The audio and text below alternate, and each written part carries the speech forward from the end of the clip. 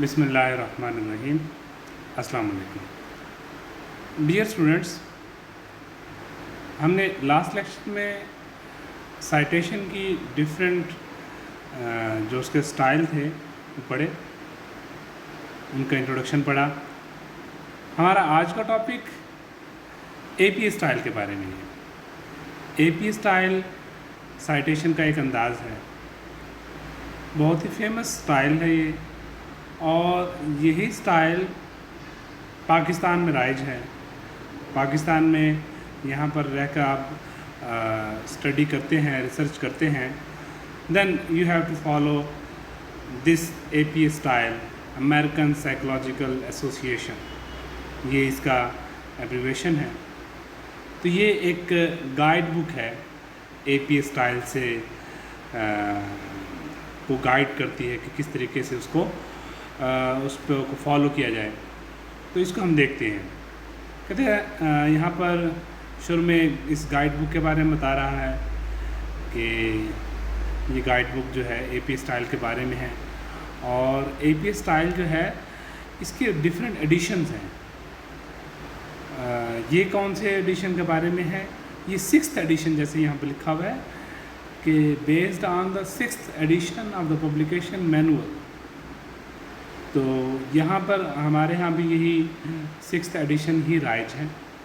तो कहता है कि AP style is commonly used in social sciences. ज़्यादातर कहता है कि सोशल साइंसेस में यूज़ होता है, लेकिन पाकिस्तान में यही यूज़ हुआ करता है, चाहे वो सोशल साइंसेस हो, चाहे वो प्योर साइंसेस के सब्जेक्ट्स हों। हमारी यूनिवर्सिटीज़ में इसी एपी स्टाइल को ही फॉलो किया जाता है। नेक्स्ट कहता है कि अच्छा, यहाँ इसमें जाने से पहले मैं आपको बता दूं कि जब भी हम रेफरेंसेस देते हैं, हमने रिसर्च के दौरान किसी दूसरे की बात का हवाला दिया, तो अब रेफरेंस देंगे दो तरीके से।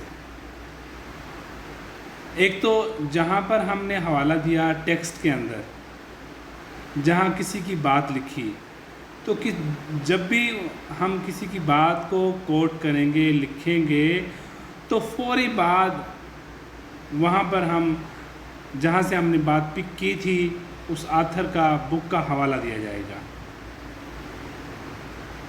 तो ये इसको कहते हैं कि टेक्स्ट के अंदर जब हम हवाला देते हैं, इसको कहते हैं इन टेक्स्ट साइटेशन। तो आज हम इसको इन टेक्स्ट साइटेशन को ही देखते हैं इसमें, कि टेक्स्ट के अंदर जब हम किसी का हवाला देंगे तो कैसे देंगे। Including an in text citation when you refer to, summarise, paraphrase और कोट फ्रॉम अनदर सोर्स। कहता है इन टेक्स्ट साइटेशन से मुराद ये है कि जब भी आप किसी दूसरे सोर्स का हवाला दें, आया उस सोर्स को कोट करें। कोट मीन उस सोर्स के लफ्ज़ों को एज इट इज़, एक एक लफ्ज़ को बिल्कुल वैसे ही हूबहू कॉपी कर देना, मीन्स दैट कोट करना। अगर तो आप उस सोर्स को एज इट इज़ कोट करते हैं, कॉपी करते हैं, या आप उसको पैराफ्रेज कर लेते हैं, आप उसकी वर्डिंग चेंज कर देते हैं, उसके अल्फाज को चेंज कर देते हैं, और दरमियान में सिनोनिम यूज़ करते हुए अपने अल्फाज भी ऐड कर लेते हैं, इसको कहते हैं पैराफ्रेज कर देना। लेकिन आपने जो माफ़ी ज़मीर था वो तो कहीं दूसरे का, कहीं दूसरे सोर्स से पिक किया, लिहाजा आपको हवाला देना होगा, क्योंकि ये बात आपकी अपनी नहीं है, आप किसी कॉपी कर रहे हैं, तो यूँ पैराफ्रेज कर रहे हैं। तो वो ये कह रहा है कि या तो आप एज इट इज़ कॉपी करते हैं, मीन्स दैट कोट करते हैं, या फिर आप पैराफ्रेज कर लेते हैं, या फिर आप समराइज कर लेते हैं, जो उसने बात कही है उसका मुद्दा बयान कर देते हैं, समरी बयान कर देते हैं। तो ये तीनों चीज़ें इन टेक्स्ट साइटेशन के ज़ुमरा में आती हैं। For every in text citation in your paper, paper mean research paper, research paper में कहते हैं हर इन टेक्स्ट साइटेशन के अंदर there must be a corresponding entry in your reference list. ये बात बताई उसने कि जब भी आप टेक्स्ट में हवाला देंगे। लिखते जा रहे हैं आप, लिखते लिखते आपने दरमियान में आप हवाला दिया किसी दूसरे के बात के, बिफला बंदा यूँ कहता है, तो उसकी बात को आप एज इट इज़ कॉपी कर देते हैं, मीन्स दैट कोट करते हैं, या उसकी बात को आप अपने लफ्ज़ में बयान करते हैं, मीन्स दैट पैराफ्रेज करते हैं, या उसकी बात की आप समरी बयान करते हैं। तो ये तीनों चीज़ें इन टेक्स्ट साइटेशन में आएंगी और वहाँ पर हम जब भी ये बयान करेंगे आखिर में उसका हवाला देंगे। हवाला देने के मुख्तलिफ अंदाज़ वो हम पढ़ते हैं। तो लेकिन इसके साथ साथ यहाँ तो हमने टेक्स्ट में हवाला दिया और इसके साथ साथ कॉरस्पॉन्डिंग एंट्री, इसी की मुतल्लिका एंट्री हम आखिर में रेफरेंस लिस्ट बनाएंगे, वहाँ पर हम इसकी एंट्री करेंगे रेफरेंस लिस्ट में। तो वो भी हम पढ़ेंगे कि रेफरेंस लिस्ट में एंट्री कैसे होगी, वो एक अलग बहस है। फ़िलहाल हम इन टेक्स्ट साइटेशन के ऊपर बहस कर रहे हैं। इन टेक्स्ट साइटेशन की बहस ही बहुत तवील बहस है, ये लेक्चर हमारा बहुत लंबा होगा और इसमें हम बहुत से एस्पेक्ट को डिस्कस करेंगे। तो खैर देखते हैं। कहता है कि APA in text citation style uses the author's last name and the year of publication. For example, मिसाल के तौर पर कहता है कि APA स्टाइल के अंदर जब हम इन टेक्स्ट साइटेशन यूज़ करते हैं, टेक्स्ट के अंदर ही हवाला देते हैं, तो हवाला देते हुए सबसे पहले तो हमने ब्रैकेट में हवाला देना है। जब भी हवाला दिया, कोई बात उसकी लिखी किसी आथर की बात मुकम्मल हो गई, मुकम्मल होने के ऐन उसी वक़्त होने के बाद हमने ब्रैकेट लगानी है और अब आथर का नेम लिखना है। आथर का लास्ट नेम लिखेंगे हम। आथर के दो तीन चार नेम हैं, जितने भी हैं, जैसे मेरा नाम मोहम्मद राशिद फरमान, तो यहाँ पर हवाला जब दिया जाएगा ब्रैकेट में फरमान लिखा जाएगा। तो यूँ आथर के जितने भी नेम हैं, आथर का लास्ट नेम लिखा जाएगा और फिर कॉमा लगाकर स्पेस देंगे। एक स्पेस देने के बाद, जैसे यहाँ पर खाली जगह छोड़ी हुई स्पेस में कीबोर्ड पे लिखते हुए एक स्पेस देना है, खाली जगह थोड़ी सी एक छोड़नी है, तो एक स्पेस देंगे। स्पेस देने के बाद फिर ईयर ऑफ पब्लिकेशन, कि कब उस आथर ने, उस बंदे ने, मुसन्निफ ने अपनी वो किताब जिसमें आप पढ़ रहे हैं, उस किताब का किस साल उसने पब्लिश करवाई। किताब का नाम नहीं लिख रहे, जस्ट आप आथर का नाम लिख रहे हैं और आथर ने वो बुक किस साल पब्लिश करवाई जिस बुक से आपने हवाला दिया। अब बुक का नाम तो नहीं लिखा, बुक का नाम कहाँ आएगा? बुक का नाम कॉरस्पॉन्डिंग एंट्री रेफरेंस लिस्ट में जाके बुक का नाम आएगा, वहाँ डिटेल आएगी। तो यहाँ इसने मिसाल के तौर पर लिखा हुआ है, मिसाल के तौर पर फील्ड कॉमा 2005। अब उसका नाम था जी हेनरी फील्ड, तो हेनरी फर्स्ट नेम हमने स्किप कर दिया, लास्ट नेम लिखा, कॉमा लगाया, 2005 में उसकी कोई बुक थी पब्लिश हुई, तो वो हमने लिख दिया। तो यूँ ही कहता है फॉर डायरेक्ट कोटेशंस, जब आप डायरेक्ट कोटेशंस देते हैं, ये तो था कि आप जस्ट उस मुसन्निफ की बात की समरी बयान कर दें या मुसन्निफ की बात को पैराफ्रेज कर दें, अपने लफ्ज़ में बयान कर दें। तो इस तरीके से आप उसकी एंट्री करेंगे कि सेकंड नेम कॉमा लगाकर ईयर ऑफ पब्लिकेशन ब्रैकेट बंद। अगर आप डायरेक्ट कोटेशन करते हैं, मीन्स दैट उसकी बात को हू बहू कॉपी कर लेते हैं, this is called direct quotation. तो फिर आप पेज नंबर भी एंटर करेंगे, include the page number as well, आप पेज नंबर भी डालेंगे। फॉर एग्जांपल फील्ड 2005, फील्ड के बाद कॉमा लगाया, स्पेस दी, 2005, फिर कॉमा, फिर स्पेस, अब पी लिखेंगे, जस्ट फुल स्टॉप लगाएंगे और 14 जो पेज नंबर है वो ब्रैकेट बंद। यहाँ पर मैं space, comma, space, full stop का बार बार आपको बता रहा हूँ, इन चीज़ों का ख़ास ख्याल रखना है। अगर आपने यहाँ गलती कर दी तो वो साइटेशन आपकी गलत हो जाएगी। तो ये बात समझ लें अच्छी तरीके से। जब आप डायरेक्ट कोटेशन करेंगे तो फिर आप पेज नंबर भी साथ में इंक्लूड करेंगे।